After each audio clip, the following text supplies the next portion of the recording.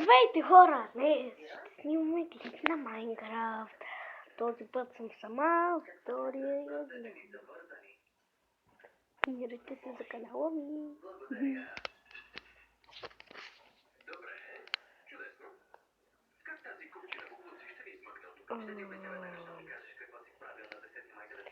Нека да направим много свет.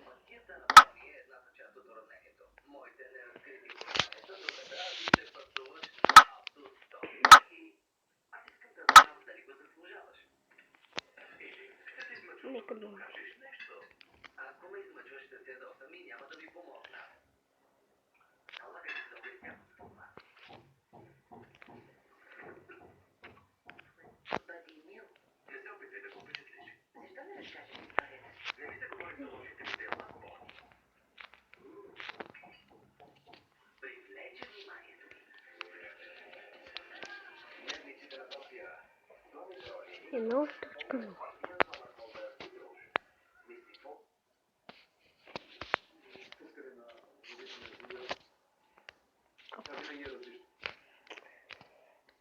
Сега ще направим нещо.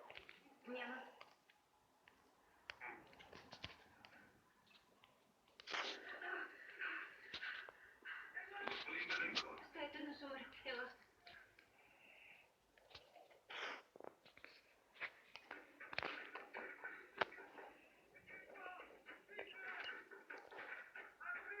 Отворете! Господин Беленко! Господин Беленко! Отворете! Отворете!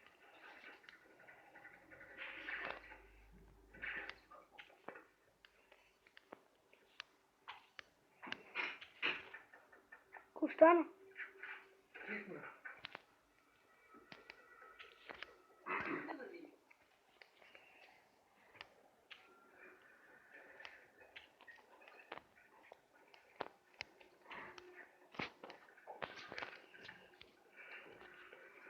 Имам квартира наблизо.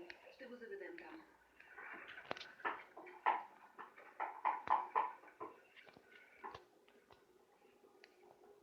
Не, вие не. Нали ще ме пазите? Беленко няма да те тормози вече. Ами ако има и други? Вземи едно такси и веднага спирай вкъщи. Не, Олга. Качвай се.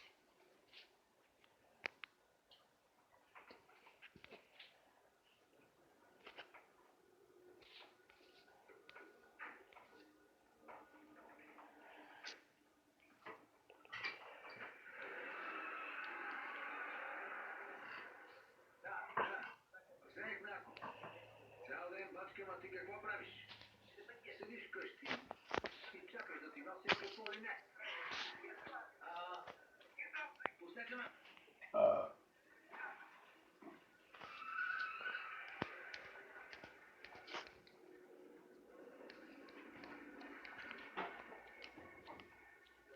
Няма време за цялата процедура, ще караме направо.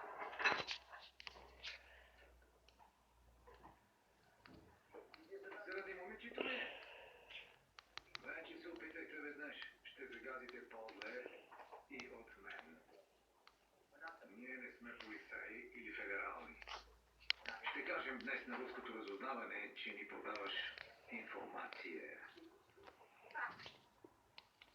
Майната й, няма да предам родината си. Вече я предаде.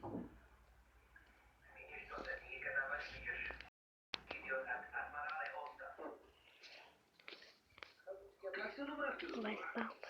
От доста време ви следим, господин Машков. Телефона ви, мейла ви. Вече знаем доста за колегите ви в Русия. Невъзможно не. Руското разузнаване знае, че изтича информация. Ще им кажем, че сте вие. Или ще ни сътрудничите, или ще пратим картите на шефовете ви и ще кажем, че сте коагент. Тогава те ще ви изпратят пак в Русия. Ще свършите в ГУЛАГ в Сибир и ще режете дърва цял живот.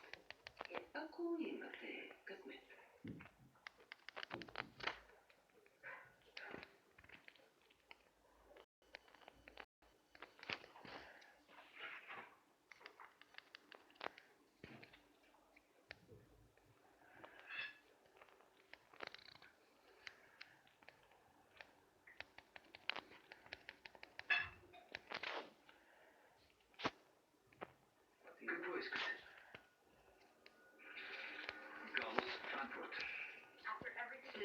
усилия да го хванем, ти ще го застрелиш. Ами, приятели ми, той е мъртъв. Моля, Беленко го е сплятал, значи е мъртъв. Той действа така. Защо ще го убиеш? За да спре да убива. Да, вече знам, Разуми. Не, това лично е. Преди година Беленко ме заговори. Опита се да ме прелъсти. Какво искаш? Не го питах. Предупредих шефовете си. Те не ме чуха. Той има доста приятели. И какво стана? В началото нищо. След това другът ми, Сергей, не се прибра. 2 дни по-късно намериха трупа. Казаха, че е самоубийство, но аз знам, че Беленко го е убил. Той го уби, понеже го предадох.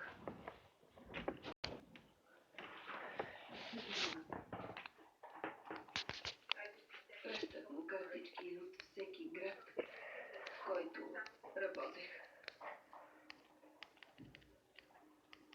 Не мога да спра сега.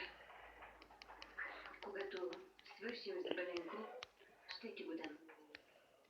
Целият ще бъде твой. Но нека първо да говоря с него.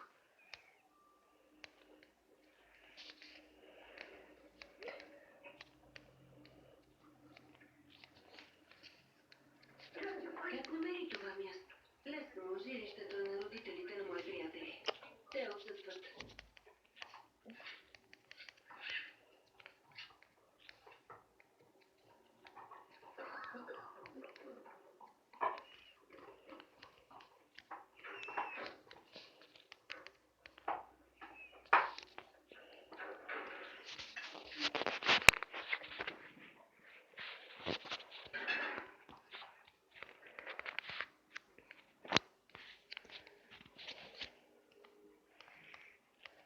Госпожице Локър, госпожо Акарова или госпожице? Колко време ще ме държите тук? Колкото е нужно. Започвай да говориш. Няма да те мъча много. Искам да знам само едно. Къде е Оги Андерсън? Впечатлен съм от уменията ви, дами. Добре планирана акция. Жалко, че много скоро ще умрете и двете. Не се безпокой за нас. Не се безпокоя. Безпокойството поражда несигурност. Имам власт и приятели. И идея си нямате. Днес не ти биха инжекцията. Сигурно никак не ти е лесно с тази ужасна болест. А с твоята болест как е, Ами? Сърцето ти още бие ли? Къде е Оги Андерсън? Съжалявам, не го познавам. Знам, че той като ти се пруди. Много си несръчен. Да, телевизорът беше. А като ти стича, Се правят много ще умреш. простоти. Мъж изживял живота си и готов да умре. Казал го един американец. Къде е Оги Андерсън? Давай, давай, давай, Ани, давай! Ела.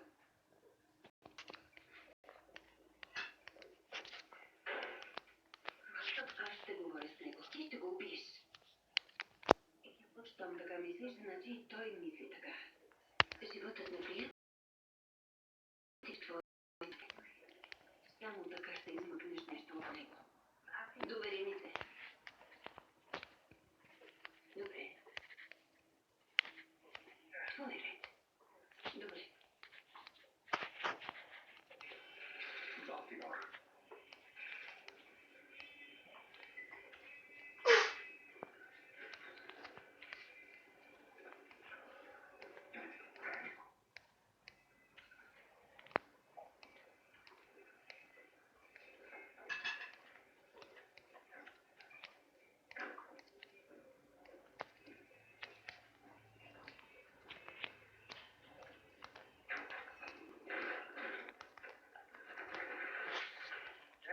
Ще го спръзвам. Ще започна от тук. Ето това. Да, Да, ето това вече е спалната. Освен ако не проговориш. Спалната. Георги Андерсън. И това беше от мен. Чао!